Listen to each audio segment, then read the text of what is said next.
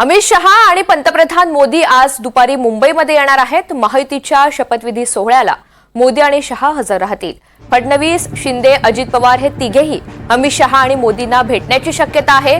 शपथविधी आधीच मोदी आणि शहांची हे तिन्ही नेते भेट घेण्याची शक्यता आहे। अमित शहा आणि पंतप्रधान मोदी आज दुपारी मुंबईमध्ये पोहोचतील।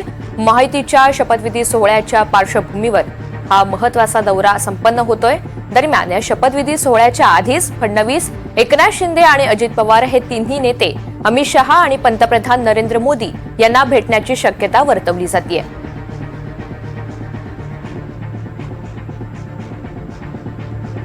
तर सायंकाळी 5:30 वाजता शपथविधी सोहळा हा होणार आहे। त्यापूर्वी दुपारी अमित शहा आणि मोदी दाखल होतील आणि या मधल्या कालावधीमध्ये देवेंद्र फडणवीस, एकनाथ शिंदे आणि अजित पवार अमित शहा आणि नरेंद्र मोदी यांची भेट घेतील। अधिकची माहिती सागर कुलकर्णी आपल्याला देतील। सागर, आज शपथविधीच्या निमित्तानं पंतप्रधान नरेंद्र मोदी तसंच केंद्रीय गृहमंत्री आणि भाजपचे ज्येष्ठ नेते अमित शहा मुंबईत येत आहेत।